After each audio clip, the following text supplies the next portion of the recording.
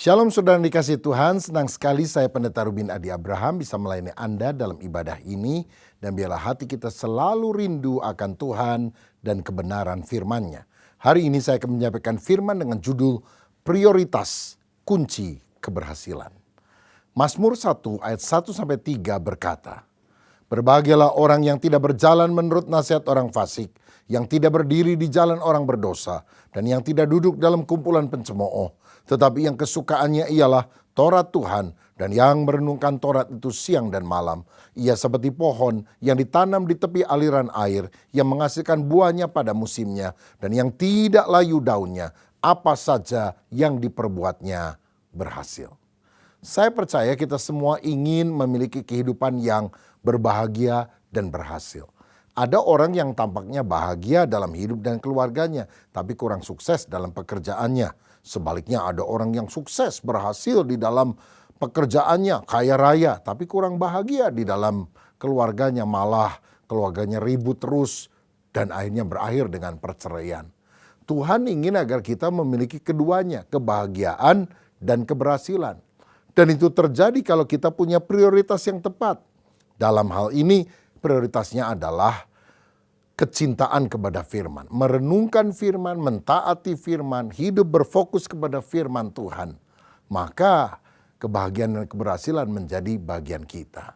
Saudara, dalam kehidupan ini, dalam berbagai bidang, prioritas hidup itu harus tepat. Sebab kalau prioritasnya salah, kita mendahulukan yang kurang penting, maka justru yang penting yang akan membawa kita pada keberhasilan itu akan tergeser. Ada ungkapan yang berkata, the main thing is to keep the main thing the main thing. Hal yang paling utama adalah mengutamakan hal yang paling utama sebagai hal yang harus diutamakan. Hal yang nomor satu adalah menomorsatukan hal yang nomor satu supaya dinomorsatukan. Nah, kalau kita bisa prioritas pada mana yang paling penting, maka keberhasilan sudah dekat dengan hidup kita. Saya ambil sebuah contoh supaya saudara bisa lebih ngerti. Satu kali ada seorang yang mau mengikuti lomba kuda dan kereta yang terbagus. Jadi 3 hari ke depan di alun-alun kota akan diselenggarakan perlombaan tersebut. Maka orang ini kemudian mencat itu kereta kudanya dengan bagus. Dia kasih aksesoris, kasih ini itu dan sebagainya. Pokoknya dia konsentrasi betul dengan kereta kuda tersebut. Supaya kalau nanti kudanya berjalan di depan, kereta kudanya itu bagus sekali. Dia jadi pemenang lomba. Tapi saudara tahu pada hari di mana lomba itu dilakukan, baru saja jalan beberapa langkah, kudanya lemes lalu mati, saudara. Kenapa? Rupanya saking orang ini fokus mencat, memberi keindahan kepada kereta kuda, dia lupa 3 hari nggak kasih makan sama kudanya, sampai kudanya lemes, kudanya mati, saudara. Nah ini berarti kan tidak ngerti mana prioritasnya. Karena itu, mari kita melihat prioritas apa yang harus kita utamakan, dahulukan dalam hidup ini. Nah, di dalam Alkitab, ada beberapa hal yang kita harus kerjakan lebih dahulu sebelum hal-hal yang lain kita kerjakan. Nah, kata lebih dahulu ini berarti prioritas. Yang pertama, saya mau ajak saudara baca Matius 6 ayat 33. Karena di sana dikatakan, tetapi carilah dahulu kerajaan Allah dan kebenarannya, maka semuanya itu akan ditambahkan kepadamu. Carilah dahulu kerajaan Allah dan kebenarannya. Ini adalah panggilan untuk hidup kita mengutamakan Tuhan, menomorsatukan Allah sebagai pribadi terpenting dalam kehidupan kita. Tahukah saudara, Kejadian 1 ayat 1 berkata, pada mulanya Allah menjadikan langit dan bumi. Dalam hidup kita, yang pada mulanya itu mesti Allah. Kalau kita bangun pagi, pada mulanya mesti Allah. Artinya kita doa, menyembah Dia, jangan sibuk dengan handphone, jangan sibuk dengan kopi, jangan sibuk dengan hal yang lain. Kalau saudara sakit, pada mulanya apa? Obat, dokter, atau berdoa kepada Allah. Pada saat engkau tidak punya uang, pada mulanya apa? Ngutang, ingat orang siapa yang kira-kira bisa menolong, ataukah kita doa kepada Tuhan? Orang yang mengutamakan Allah itu akan berhasil dan bahagia dalam hidupnya. Kalau saya baca dalam 2 Tawarikh 26, ada seorang raja yang bernama Uzia. Ketika dia memprioritaskan Tuhan, Tuhan membuat apa yang dikerjakan menjadi berhasil. Dikatakan di ayat 5, Uzia, mencari Allah selama hidup Zakaria yang mengajarnya supaya takut akan Allah. Dan selama ia mencari Tuhan, Allah membuat segala usahanya berhasil. Cari Tuhan, utamakan Tuhan, cintai Tuhan. Ini kunci keberhasilanmu, saudara. Jangan cuma asal-asalan, ya Tuhan, saya percaya sih Tuhan ada, tapi terlalu penting juga enggak. Jangan punya sikap seperti itu, tapi benar-benar hidup saudara harus berfokus, berpusat, senternya adalah Kristus, Tuhan di dalam kehidupan kita. Sayang Uzia ketika berhasil, dia lupa diri, dia lupa Tuhan. Ayat 16, setelah ia menjadi kuat, ia menjadi tinggi hati sehingga ia melakukan hal yang merusak. Ia berubah setia kepada Tuhan Allahnya dan memasuki bait Tuhan untuk membakar ukupan di atas mezbah pembakaran ukupan. Pada itu adalah tugas imam, bukan tugas raja. Dia merasa diri paling hebat, sombong. Dan orang sombong akan melakukan hal yang merusak hidupnya, merusak keluarganya, merusak lingkungannya. Saudara, karena itu mari kita utamakan dia. Ada orang kalau ke gereja nyanyinya gini, yang terutama di dalam hidup ini meninggikan nama Yesus. Wah, bagus ya. Yang paling utama apa? Meninggikan Tuhan. Tapi begitu keluar gereja dia bilang yang paling penting cari duit. Kalau nggak ada duit susah kita. Loh, yang benar mana? Yang terutama mencari Tuhan atau cari duit? Makanya hidup kita itu seringkali tidak sungguh-sungguh berbahagia dan berhasil. Karena apa yang kita nyanyikan dengan mulut ini berbeda dengan perilaku kehidupan kita. Pada Amsal 10 ayat 22 berkata, berkat Tuhanlah yang menjadikan kaya, susah payah tidak akan menambahinya. Saudara boleh banting tulang, peras keringat, kaki di atas, kepala di bawah, jungkir balik, cari duit. Tapi kalau tidak diberkati Tuhan, mana bisa? Kalau Tuhan tutup pintu berkat, nggak ada yang bisa buka. Tapi kalau Tuhan buka pintu berkat, tidak akan ada orang yang bisa menutupnya. Mazmur 127 berkata, jikalau bukan Tuhan membangun rumah, sia-sialah usaha orang membangunnya. Jikalau bukan Tuhan mengawal kota, sia-sialah pengawal berjaga-jaga. Tapi kalau orang diberkati Tuhan lagi tidur pun berkat akan mengejar dia. Karena itu utamakan Tuhan. Amsal 3 ayat 5 dan 6 berkata, percayalah kepada Tuhan dengan segenap hatimu dan janganlah bersandar kepada pengertianmu sendiri. Akuilah dia dalam segala lakumu, maka dia akan meluruskan jalanmu. Libatkan Tuhan dalam setiap sepak terjangmu. Bahkan ketika engkau punya masalah, bagikan benang kusut, Tuhan akan meluruskan jalanmu. Saudara, kita boleh punya niat untuk jalan hidup lurus, keluarga bahagia. Sampai kalau kita punya mobil platnya aja B217AN. Kalau dibaca berdua satu tujuan. Wah, keren kan? Tapi cuma platnya doang yang berdua satu tujuan. Oh, di dalamnya pemilik mobil sama istrinya ngamuk, berantem terus. Karena apa? Tidak sungguh-sungguh melibatkan Tuhan dalam kehidupan. Ayo kita libatkan Tuhan. Apapun yang kita mau kerjakan, doa, Tuhan apakah ini berkenan kepadamu, seizin engkau. Jangan cuma lapor Tuhan, saya mau ini, mau itu. Kalau minta izin, Tuhan izinkan, resiko Tuhan tanggung. Kalau lapor, saudara yang tanggung resikonya. Saya mau bilang, mengutamakan Tuhan itu powerful sekali. 1 Korintus 2 ayat 9 berkata, tetapi seperti ada tertulis, apa yang tidak pernah dilihat oleh mata, dan tidak pernah didengar oleh telinga, dan yang tidak pernah timbul dalam hati manusia, semua yang disediakan Allah untuk mereka yang mengasihi Dia. Kalau engkau cinta Tuhan, mengutamakan Dia, yang gak masuk akal Tuhan berikan. Saya pernah dengar kesaksian ya tentang seorang pembantu rumah tangga yang bekerja di tuan dan nyonya rumah orang Kristen. Lama-lama pembantu ini melihat kehidupan tuan nyonya rumah yang baik, lalu suka ke gereja. Pembantu ini satu kali ngomong, "Nyonya boleh nggak saya juga ikut ke gereja?" "Oh boleh," diajak. Senang puji-pujiannya, senang mendengar khotbah. Jadi anak Tuhan, dibaptis saudara. Lalu dia mulai belajar doa. Karena dengar khotbah kan mendorong supaya dia doa. "Nyonya, saya doa satu kali, saya punya pasangan hidup.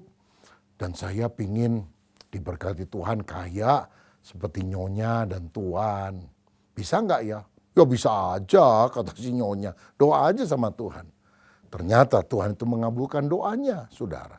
Karena beberapa waktu kemudian anak daripada si Nyonya rumah ini ulang tahun.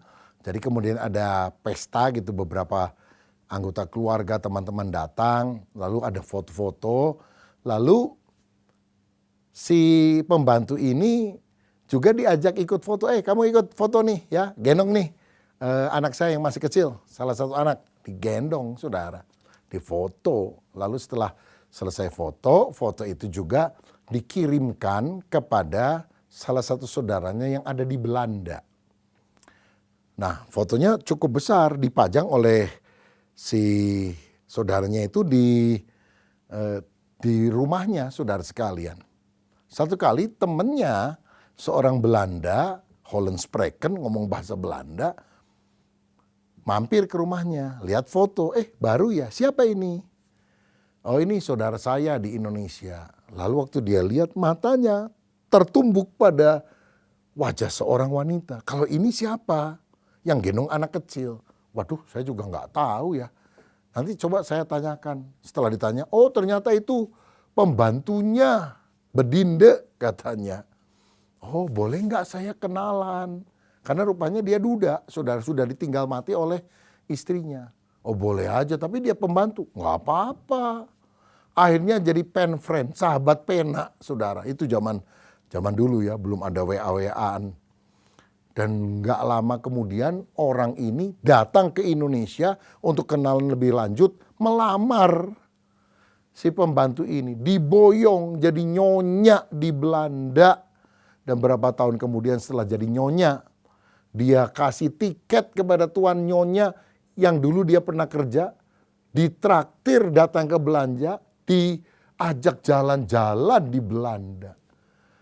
Dan dia bilang, "Nyonya, doa saya dikabulkan Tuhan. Sekarang saya benar-benar jadi nyonya Belanda," katanya. Luar biasa kan Tuhan? Sesuatu yang gak masuk akal Tuhan bisa kerjakan kalau kita mengutamakan Dia. Yang kedua, bagaimana supaya kita memiliki hidup yang bahagia dan berhasil?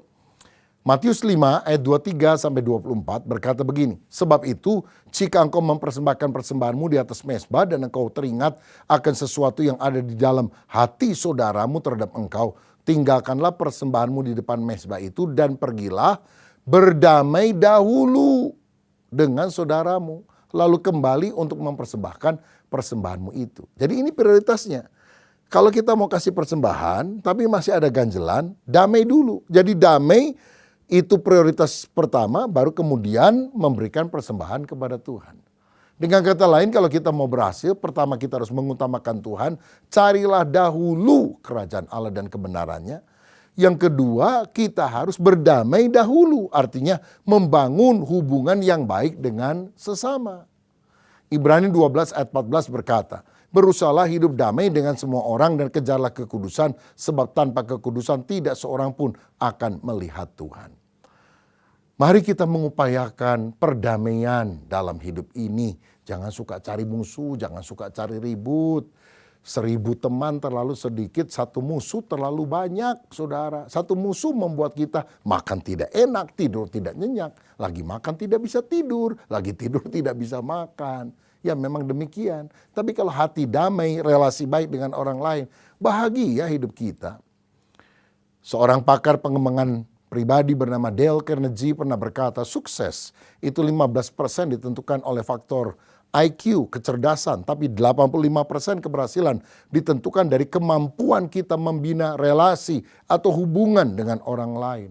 Orang yang banyak temennya, banyak sahabatnya, itu kemungkinan berhasil jauh lebih besar daripada orang yang sekedar pinter. Karena kita ini makhluk sosial, kita membutuhkan orang lain. Tidak ada orang yang bisa sukses sendirian. Dokter membutuhkan pasien, pengacara membutuhkan klien.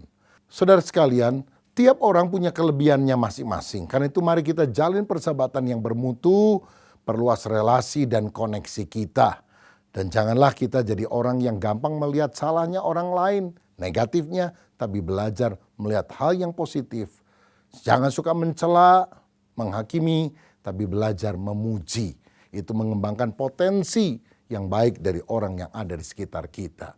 Saya pernah dengar cerita, saudara, satu kali ada seorang wanita yang suaranya bagus kawin dengan guru olah vokal. Wah, rasanya klop ya. Tapi setelah menikah, orang tidak dengar bahwa si istri itu suka nyanyi. Sampai 3 tahun kemudian, suaminya itu meninggal mendadak, padahal belum terlalu tua. Setelah berkabung 2 tahun kemudian, si istri ini nikah dengan seorang yang pekerjaannya tukang ledeng, saudara.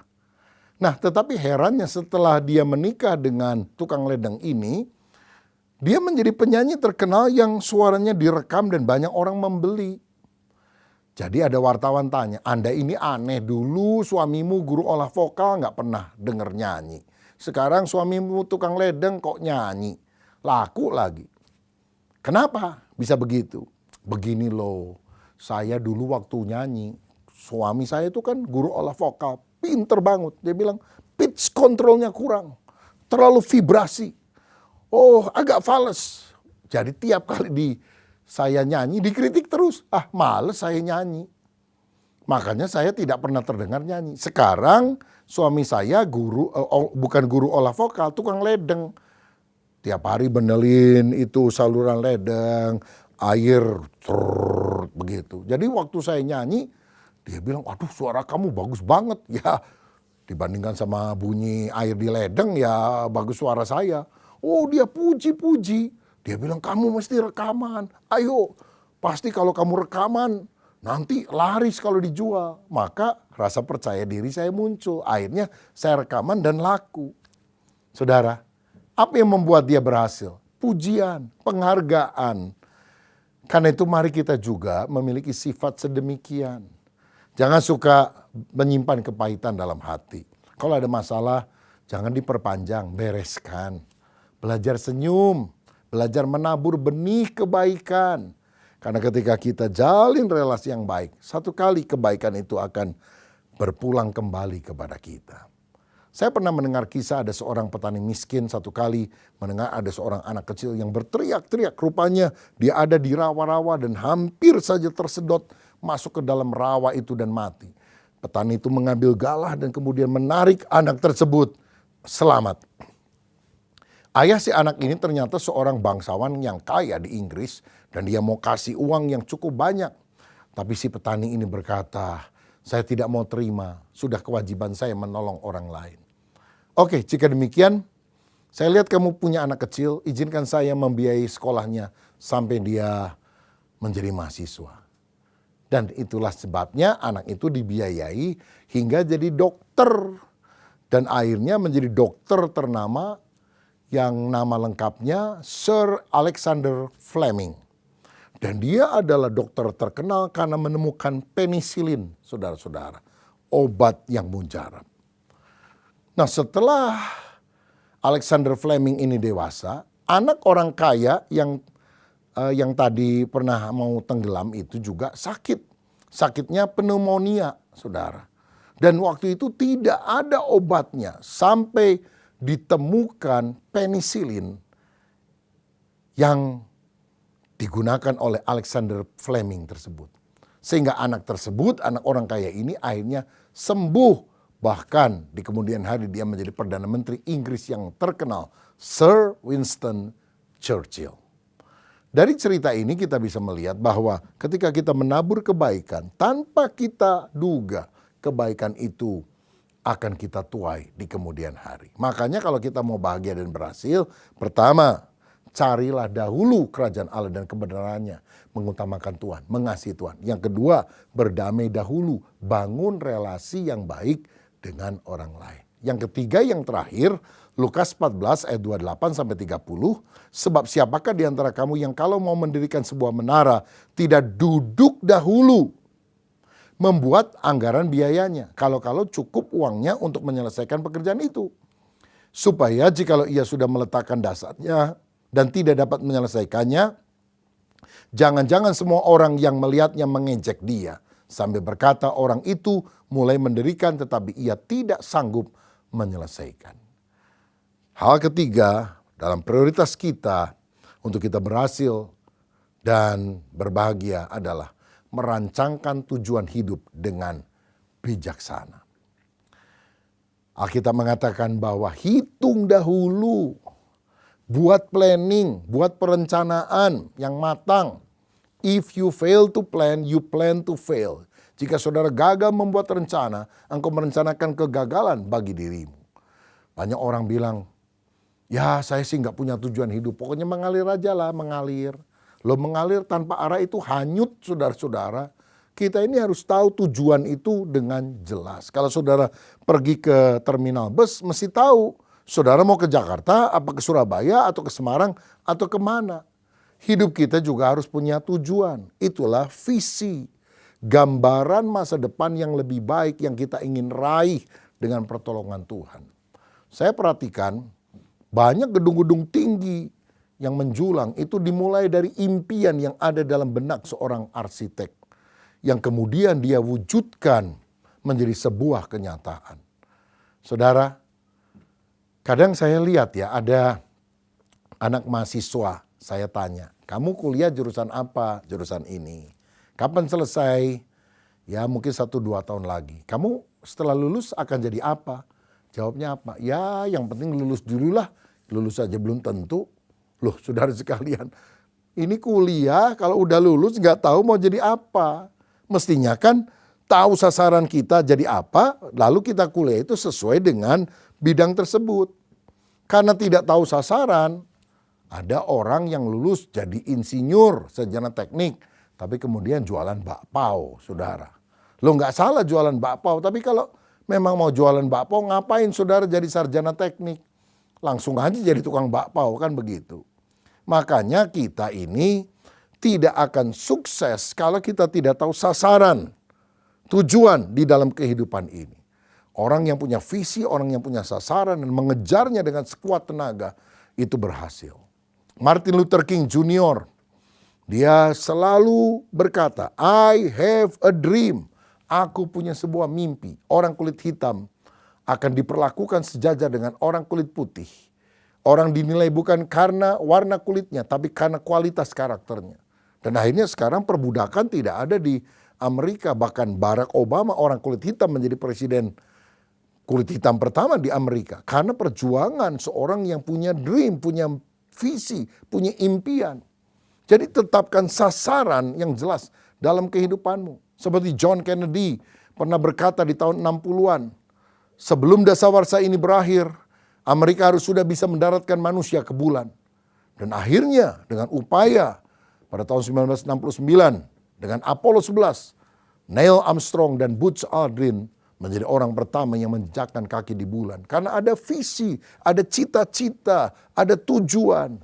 Saudara, tulislah target hidupmu 5 tahun, 10 tahun, 15 tahun dari sekarang. Saudara akan jadi apa? Dan saudara mulai buat strategi untuk mencapainya. Bukan hanya target secara jasmania, tapi target rohani. Aku mau baca Alkitab sampai habis 1 tahun ke depan. Aku mau belajar memuji menyembah Tuhan dalam doa pribadi, belajar main gitar. Banyak di antara saudara nggak bisa main gitar. Oh saya nggak punya karunia. Enggak, bukan soal itu masalahnya.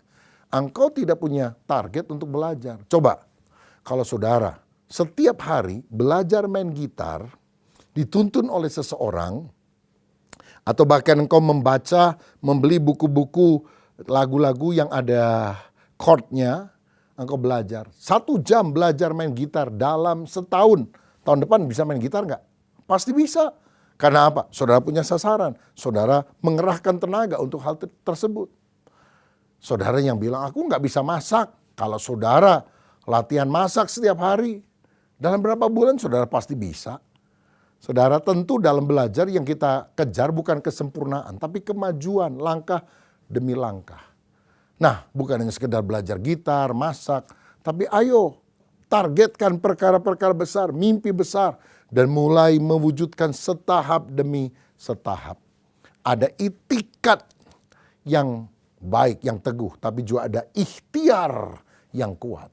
Sayang banyak orang itikatnya baik, hatinya menggebu-gebu, ikhtiarnya, usahanya nggak ada, ya percuma. Itikat dan ikhtiar dua-duanya perlu, saudara. Dan kalau saudara mengalami kasih karunia dari Tuhan, dan engkau tetap bertekun ulet mengejar cita-citamu, saya percaya Tuhan akan membuat engkau menjadi orang yang berhasil dan beruntung, berhasil dan berbahagia. Yang pertama, carilah dahulu kerajaan Allah dan kebenarannya. Artinya engkau mengutamakan Tuhan. Ini kunci keberhasilan. Yang kedua, berdamailah dahulu. Engkau mendahulukan relasi yang baik, membangun hubungan yang baik dengan banyak orang. Itu kunci keberhasilan. Dan yang ketiga, saudara harus menghitung dulu. Artinya punya strategi, punya planning dalam menghadapi hidup ini. Bukan cuma mengalir saja. Dan kalau engkau punya target kesehatan, target bagi keluarga, target dalam pekerjaan, target rohani bahkan. Dan engkau sungguh mengerahkan potensi untuk meraihnya. Engkau akan berbahagia dan engkau akan berhasil.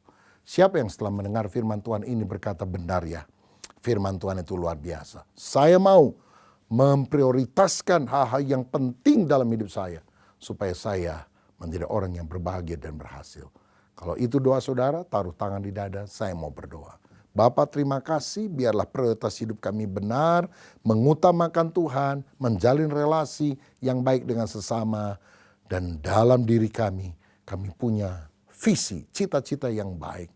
Dan kalau relasi dengan Tuhan baik, relasi dengan orang baik, maka relasi dengan diri kami juga baik, maka kami percaya kebahagiaan dan keberhasilan menjadi bagian kami. Hamba berdoa untuk setiap anak-anakmu yang mengangkat tangan atau menaruh tangan di hatinya. Dalam nama Yesus, Tuhan buka jalan sehingga apa yang kami rancangkan dibuat Tuhan menjadi berhasil. Berkat-Mu atas kami dalam nama Tuhan Yesus Kristus. Haleluya. Amin. Tuhan Yesus memberkati.